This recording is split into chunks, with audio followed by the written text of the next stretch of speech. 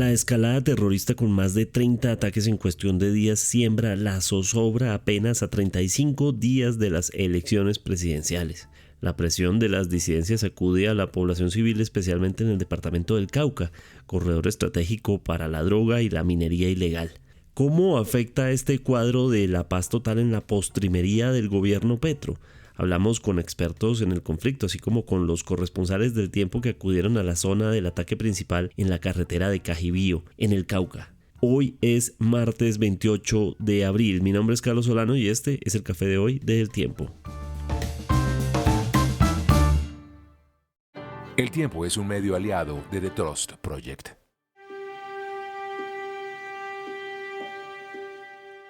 Carolina Borges, corresponsal en El Tiempo Cali, ha sido una de las periodistas pendientes de este cubrimiento, así como el fotógrafo Juan Pablo Rueda, sobre lo que está ocurriendo en la región, tanto en el Cauca como en otras zonas en donde ha habido ataques.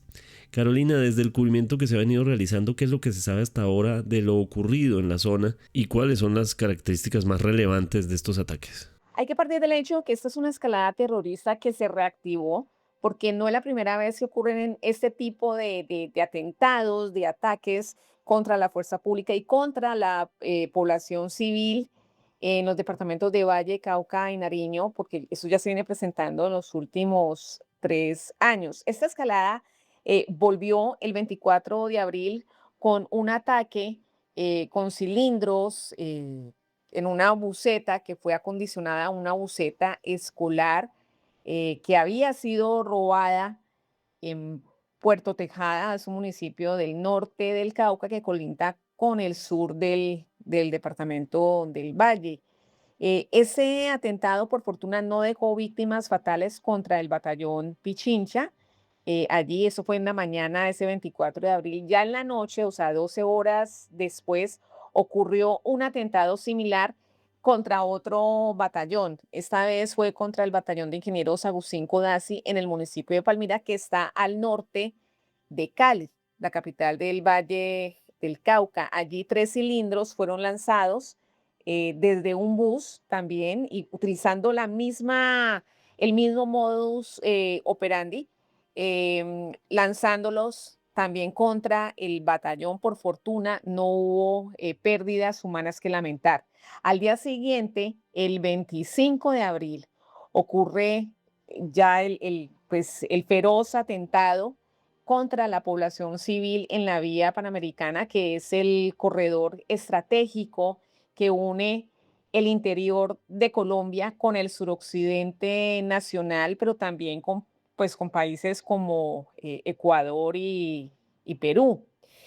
Allí, pues ya el saldo de muertes alcanza ya las 21 víctimas y más de 30 heridos, entre ellos 5 niños. ¿Qué sabemos de estos atentados? Bueno, todos esos atentados están siendo atribuidos a la disidencia del Frente Jaime Martínez. Es un frente que se ha venido consolidando fuertemente en el norte del Cauca y en el sur del Valle del Cauca. También se ha extendido al occidente del valle, o sea, cuando digo en el sur, en Jamundí, que prácticamente se está convirtiendo en otro plateado. El plateado es un corregimiento del Cauca lleno de coca. Jamundí está casi igual en el sentido de que allí las disidencias del Frente Jaime Martínez tienen un dominio sin Dios ni ley, sobre todo en la zona alta. Aparte después de que la comunidad viene siendo instrumentalizada, este frente se ha extendido a otros municipios, Dagua y Buenaventura, que quedan en el occidente del valle. Y recordemos que Buenaventura es un puerto, es el puerto más importante del país y por ahí trafican droga, igual armas y también está el tema de la minería ilegal en la zona rural de Buenaventura, en el Naya, en límites entre Valle y Cauca, en las cuencas de los ríos también del norte, centro y sur del Cauca. ¿Qué se sabe de eso? Bueno, es una escalada que no se ha detenido. El sábado también continuaron, o sea, hubo ataques contra la subestación de policía de Potrerito en Jamundí, en el sur del Valle del Cauca. El domingo igual hubo combates en Mercaderes Cauca e igual en la noche en Jamundí los disidentes del Frente Jaime Martínez quemaron un camión con pollos, con alrededor de 300 aves y se generó pues combates con el ejército en zona de Pimba, que es un corregimiento también de Jamundí. Ya el 26 de abril, este 26 de abril, la escalada continuó con ataques también en Nariño, ¿no? Nariño también viene siendo atacado, inclusive ahí han muerto 5 personas de acuerdo con la Defensoría. O sea, es una escalada que se nota el nivel de planificación. Carolina, por lo que se ve, hubo una alta planeación del atentado.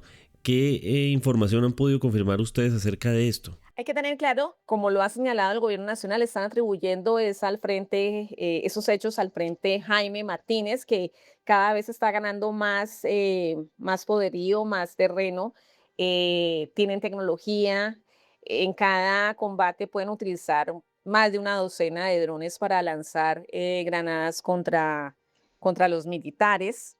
Allí, pues se han atribuido los hechos en los 3 departamentos a los disidentes de las FARC, pero sobre todo a la Jaime Martínez en Cauca y en el Valle del Cauca. ¿Qué se ha sabido también? Las bucetas que fueron utilizadas para atacar los batallones de Cali y de Palmira en el Valle fueron robadas. O sea, una tenía placas de Puerto Tejada y la otra del municipio de Yumbo, que también está en el Valle. Allí hay que tener muy en cuenta que los disidentes roban vehículos en la vía panamericana, o sea, vienen cometiendo robos, aparte de secuestros, secuestros express también, que retienen a los conductores, hacen retenes ilegales, se llevan las mercancías, han robado o roban, digamos, camionetas 4x4, son apetecidas también las 4x4 de la Unidad Nacional de Protección. Se han robado esas camionetas de funcionarios, por ejemplo, alcaldes, o sea,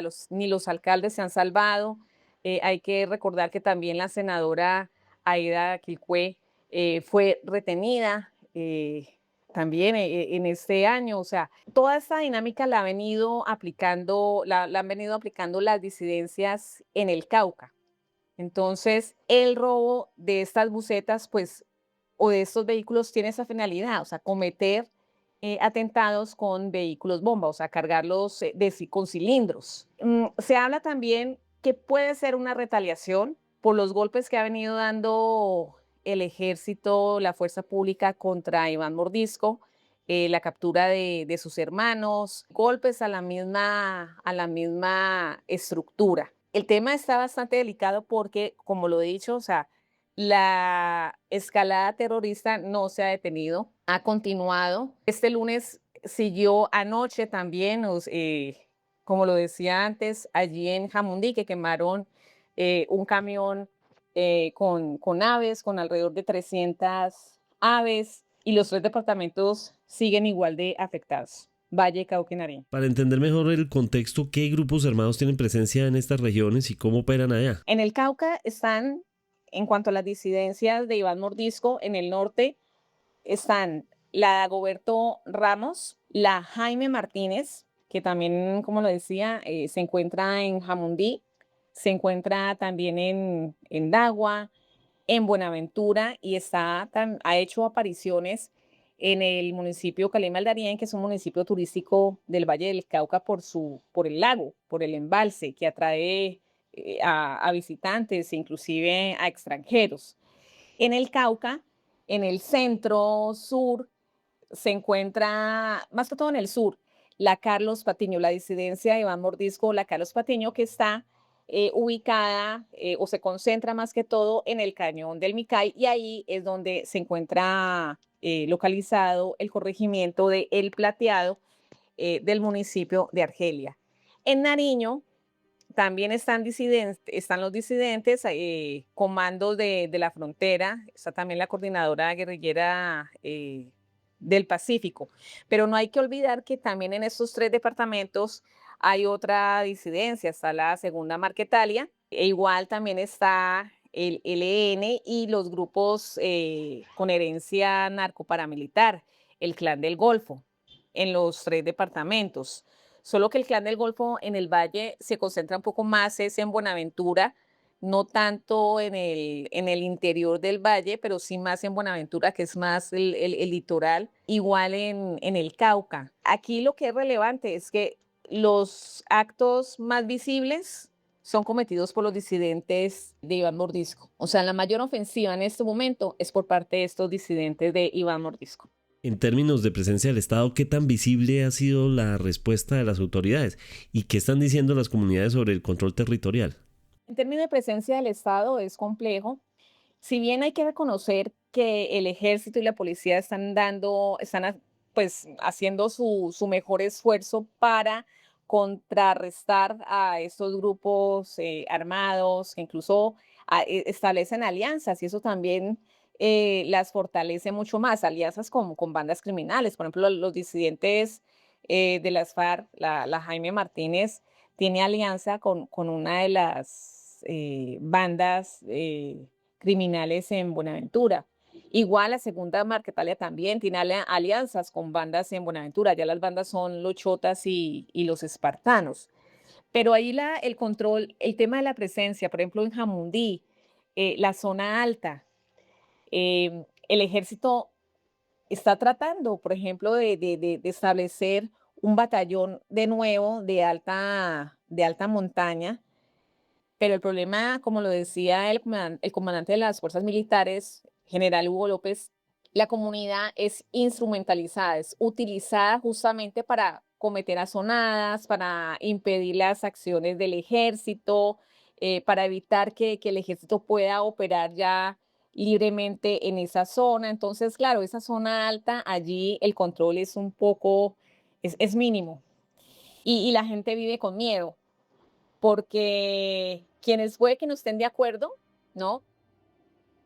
Pues son obligados a pagar cuotas para hacer carreteras, son obligados también para peajes ilegales, pagar peajes ilegales por parte de las disidencias, pero también esas disidencias han permeado mucho a la población, hay familias, o sea, hay miembros de familias que son parte de las mismas disidencias. En el Plateado, por ejemplo, también no se ve presencia concentrada en el mismo pueblo, o sea, por ejemplo, la policía y el ejército para evitar esa confrontación y no poner en riesgo a la población está es más que todo en la periferia, no tanto adentro del pueblo en sí, sino es en la periferia.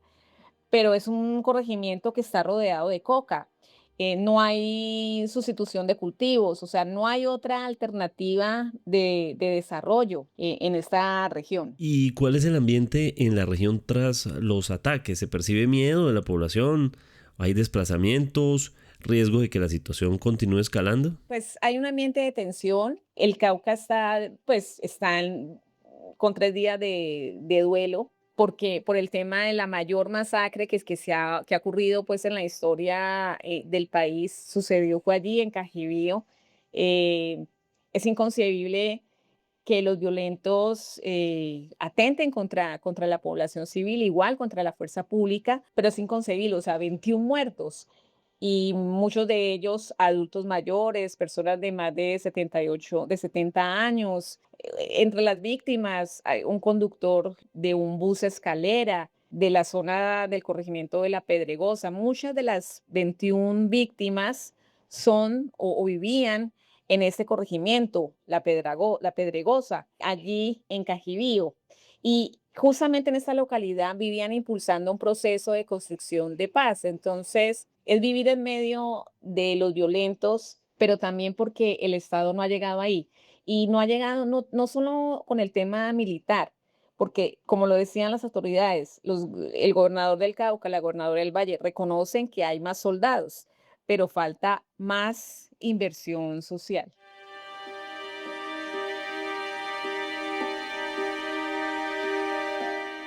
Consultamos sobre el tema a Javier Flores, director del área de conflicto y seguridad de la Fundación Ideas para la Paz, politólogo de la Universidad del Rosario. ¿Cómo podemos entender este escalonamiento de las acciones en el Cauca y en las demás regiones del país afectadas por esta ola de violencia? Para entender lo que pasa en el suroccidente colombiano, nos toca por lo menos entender 5 factores claves que nos ayudarían a comprender los fenómenos. Lo primero es que esto no es un solo conflicto, un solo momento, sino que es un mosaico de guerras locales. Múltiples conflictos superpuestos con lógicas distintas, aunque interdependientes e interconectadas. El norte del Cauca, hay un escenario de hegemonía criminal, fundamentalmente atado a la presencia de la Jaime Martínez y de la Dagoberto Ramos, pero tenemos zonas como el Cañón del Micay, donde predomina una disputa entre las disidencias del Estado Mayor Central y el Ejército de Liberación Nacional, y donde se ha llevado a cabo desde hace aproximadamente 2 años la Operación Perseo. También confluyen allí las economías ilícitas, que son el verdadero motor del conflicto, esa interdependencia de redes muy flexibles, altamente adaptativas, que gobiernan sobre múltiples economías criminales, entre ellas el narcotráfico, atado en la producción de cocaína, sobre todo en el sur del Cauca, pero también en el área circundante de Cali, la marihuana, que es clave en el norte del Cauca, y la minería ilegal de oro. Adicional a eso, corredores estratégicos que conectan al Pacífico con el interior del país. En ese sentido, el Cauca y el norte del Cauca y el Valle es crítico porque combina producción más transformación, más salida de estos productos, lo que vuelve uno de los territorios más rentables del país. Sin afectar esas economías ilícitas y sobre todo sus finanzas, cualquier estrategia de seguridad va a ser temporal y poco sostenible. El tercer mensaje es que el valor estratégico del territorio explica la intensidad de la violencia. El suroccidente y particularmente el Cauca y particularmente el norte del Cauca es un nodo estratégico nacional.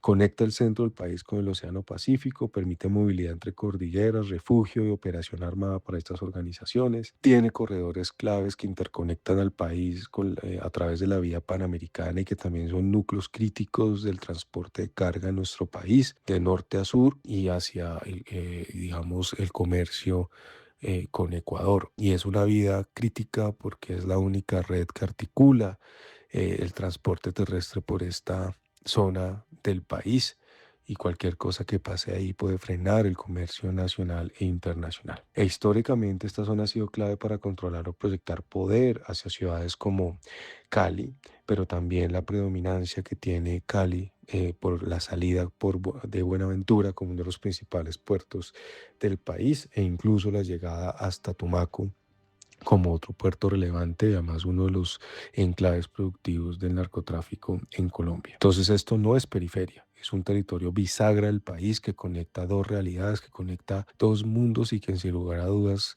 se vuelve uno de los corazones centrales o centros de gravedad geográficos centrales de las economías criminales, pero también nodos críticos de corredores de movilidad fundamentales para cualquier actor armado no estatal que quiera controlar estos territorios. Por eso allí, tanto las disidencias de las FARC, sobre todo el Estado Mayor Central, y también otros grupos como el ELN y en este momento la expansión potencial del Clan del Golfo, que quiere abrir sus operaciones de nuevo en el Valle a través de la creación nuevamente de lo que se denominó en su momento el bloque Calima de las autodefensas.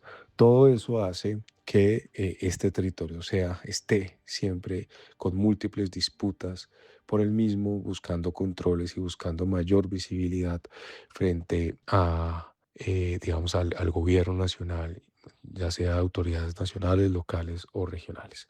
Lo otro es que Cali y su área metropolitana son el centro de gravedad urbano de este territorio. Cali no es solamente un actor urbano tradicional, es un centro logístico, financiero y de proyección del conflicto. Es mercado, un nodo de lavados y articulación de economías ilegales desde lo formal. Es un punto de conexión con Buenaventura, que es una salida internacional clave de las economías ilícitas y de otras formales incluso, o por ejemplo de una poco discutida pero muy importante como es el contrabando. Y funciona también como retaguardia urbana de estas estructuras rurales. Entonces la conexión entre lo rural y urbano ya no está tan separada. Lo que pasa en el Cauca impacta directamente la seguridad de Cali, y lo que pasa en Cali impacta directamente la seguridad del Cauca y del norte del Cauca. Otro punto clave son las comunidades indígenas, que son un actor central. No son solamente víctimas, las organizaciones indígenas, por su nivel de organización distinto al de otras regiones del país, cumplen un doble rol. Son barrera de contención territorial frente a actores armados, como lo han demostrado, pero se convierten entonces al mismo tiempo en un objetivo sistemático de violencia cuando se ponen a esas economías ilícitas y al control territorial por parte de estos actores. Esto genera una tensión estructural, defiende la autonomía y el control territorial, y los grupos armados ven eso como una amenaza directa. Por eso el Cauca contrasta niveles altos de violencia contra líderes sociales en el país y tensiona aún más todo el conflicto interétnico e intercultural que sucede en este territorio. Entonces, sin incorporar a las autoridades indígenas a la gobernanza territorial, no va a haber solución sostenible en esta parte del país. En ese sentido, lo que estamos viendo hoy en el suroccidente no es un deterioro coyuntural, sino la consolidación de un nuevo tipo de violencia que lleva muchos años. Recordemos que el Cauca en general siempre ha tenido unas estructuras armadas mucho más agresivas que en el resto del país y han concentrado gran parte de los sucesos más trágicos de nuestra historia reciente. Y también uno de los grupos, de las estructuras armadas más agresivas, sobre todo asociadas en su momento a las FARC y actualmente a las disidencias de las FARC. Pero ese nuevo tipo de violencia que tenemos hoy, más fragmentada, con diversificación de economías ilícitas, más económica que ideológica y más territorial que nacional, se congrega y materializa con mucha claridad en esta zona del país. Entonces el Estado ya no compite solo con grupos armados, sino con sistemas de gobernanza criminal que funcionan en algunos territorios, como en este, más rápido y con más eficacia. En otras partes del país vemos una domesticación de la violencia en zonas hegemónicas, pero acá precisamente por la historia de este tipo de estructuras asociadas en su momento a las FARC y hoy al Estado Mayor Central, son típicamente más agresivas y más complejas entonces de manejar. Le consultamos a Néstor Rosaní, analista del conflicto, además de fotógrafo, periodista y columnista, especializado en estos temas de conflicto armado. Frente al primer punto es que hay una descentralización de la violencia en Colombia y eso hace que haya un aumento de la criminalidad, porque a más grupos armados son más grupos que se están disputando los mismos territorios, hay guerras territoriales. Y lo segundo es que también tenemos que hablar de portafolios de economía ilegal. Ya el negocio no es exclusivamente la cocaína, sino la diversificación de rentas criminales hace que haya más presión de los grupos por tener el control de esas rentas y eso aumenta la conflictividad. Y lo tercero, corredores de movilidad, que fundamentalmente es el Cauca. Lo que es Cauca y Nariño tienen la posibilidad de salir a la costa pacífica colombiana y desde ahí se dice, datos internacionales, que sale el 70% de la cocaína que produce Colombia, siendo Colombia el primer productor a nivel mundial. El corredor de movilidad hacia la costa pacífica es estratégico para los grupos y por eso hace que haya mayor criminalidad y grupos armados y conflictividad en esa zona del país. Las autoridades señalan a Iván Mordisco, pero ¿esto podría tener otros responsables? Es evidente que por el nivel de hegemonía que tienen las estructuras del Estado Mayor Central en el norte del Cauca y en la zona circundante del valle, sobre todo estructuras armadas como la Jaime Martínez y la Dagoberto Ramos, es evidente que se puede achacar esta responsabilidad a Mordisco como jefe máximo de esas disidencias de las extintas FARC. Pero lo cierto es que hay muchas dudas sobre la capacidad de mando real que tiene Iván Mordisco sobre las estructuras que están en el Cauca. Por lo tanto, es más probable que estas decisiones hayan provenido de los mandos territoriales como alias Marlon y otros que tienen una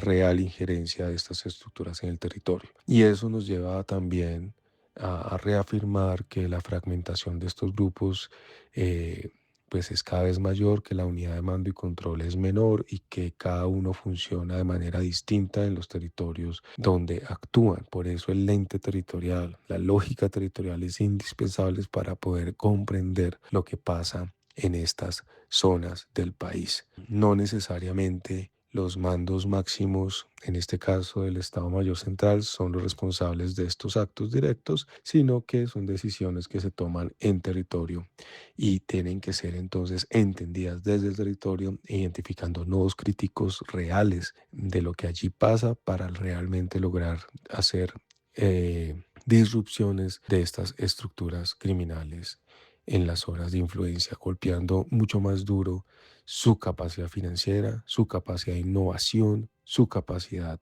de reclutamiento y de innovación tecnológica que tienen estas organizaciones en el territorio. Esto no se soluciona de manera exclusiva con más hombres, aunque son necesarios probablemente, sino que se soluciona realmente golpeando los nodos críticos en una acción articulada entre la inteligencia del Estado colombiano, sobre todo de la policía, con un acompañamiento muy fuerte de la Fiscalía General de la Nación y de las fuerzas militares. Sobre esto nos explicó Néstor Rosanía. Ahí hay diferentes grupos que se están disputando la zona, está el Estado Mayor Central, pero también se ha visto que ha existido presencias de otras disidencias de las FARC.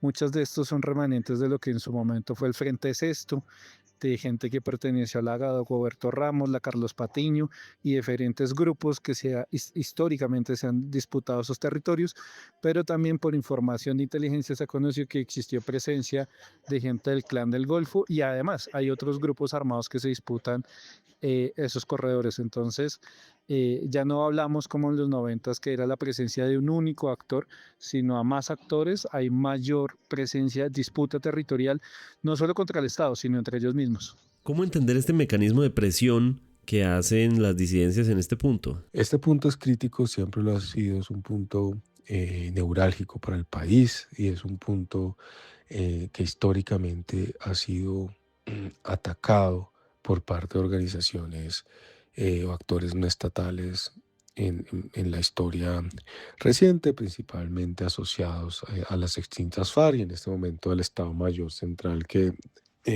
tiene en este momento hegemonía sobre gran parte de esa zona del país. ¿Por qué es clave? Porque conecta, obviamente, a Cali y al Cauca con el norte y el sur del país. Es una vía significativa que tiene mucha visibilidad a nivel nacional. También lo convierte en un nodo crítico para las economías criminales, como ya lo dije anteriormente, y probablemente buscan también a través de estos actos generar puntos de mayor atención por parte de las autoridades para que disminuyan las acciones ofensivas que pueden estar llevando a cabo en otras zonas de ese territorio, afectando sus intereses, por ejemplo, de tráfico de estupefacientes o, por ejemplo, de extracción ilícita de yacimientos mineros. En ese sentido, hay que tener claro que la acción del Estado debe ser contundente y que se debe mejorar de manera clara las capacidades de inteligencia, afectando nodos críticos y no atendiendo un problema que es distinto con los mismos planteamientos del pasado.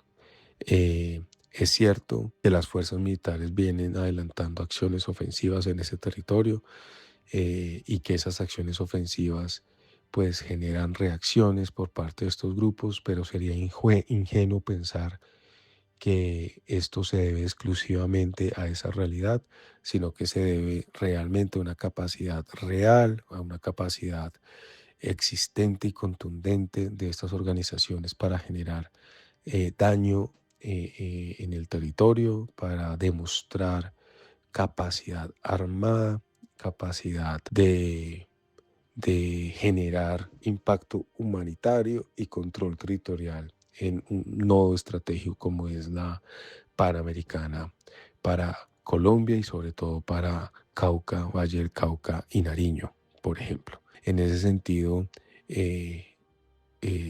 digamos, el análisis de la fuerza pública es que hay una situación crítica para anticipar este tipo de hechos que nos debe llevar a la necesidad de fortalecer las capacidades de nuestras fuerzas militares, de la policía, de la fiscalía y la integración de la comunidad de inteligencia para poder responder a este tipo de hechos de una manera anticipada y no reactiva como estamos haciendo en este momento. La armonización de las distintas políticas públicas a nivel nacional, pero también la armonización de los instrumentos y herramientas entre el Estado Nacional y los entes territoriales es esencial para lograr contener la expansión de estas organizaciones y mejorar drásticamente la capacidad operativa que tenemos como Estado a nivel nacional y territorial para enfrentar estos hechos en zonas críticas como es en este caso el norte del Cauca y la zona circundante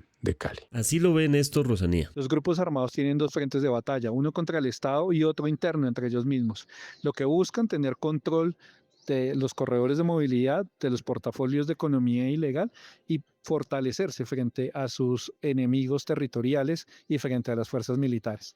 Ahora, eso lo hacen a partir de qué? Control militar de área, tener realmente un control sobre la carretera panamericana, atentados terroristas que lo que generan es miedo en la población civil, un impacto de opinión pública y demostrar que las fuerzas militares no tienen el control y que son ellos los que tienen el control en los territorios. Y por último, también lo que buscan es que el negocio de la droga lo puedan ir monopolizando cada vez más, puedan ir avanzando en términos no solo de cultivo, sino de laboratorios y de corredores para la salida hacia el Pacífico. ¿Cómo afectan estos hechos a las negociaciones o a la política de paz total del gobierno? Lo que demuestran estos hechos es que la paz total definitivamente fue usada por muchas de estas organizaciones para su fortalecimiento y no realmente para avanzar en una negociación con el gobierno nacional. Ahí hubo errores de método, errores conceptuales, errores de coordinación institucional, hubo ausencia de líneas rojas y una ausencia de realmente entendimiento y conocimiento de la contraparte por parte de los delegados del gobierno nacional, entre otras cuestiones que se pueden discutir más adelante. Yo creo que a estas alturas, estos hechos lo que demuestran una vez más es que la paz total no fue conducida con éxito, no logró los propósitos que tenía y desafortunadamente fortaleció a las organizaciones con las que se negoció e incluso con las que no se negoció, como es el caso del Estado Mayor Central. En ese sentido, pues estos hechos lo que confirman es esa realidad y siguen deslegitimando de alguna manera las mesas, la mayoría de ellas suspendidas en este momento entre estas organizaciones y el gobierno nacional.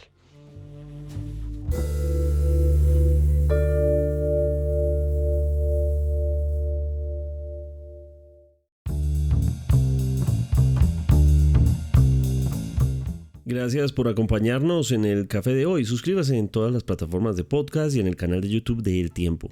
Nos encuentran también en Instagram y en X como @podcasteltiempo.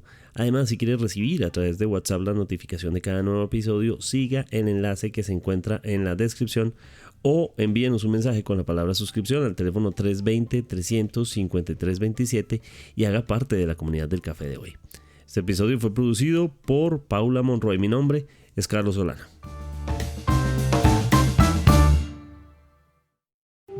Podcast El Tiempo.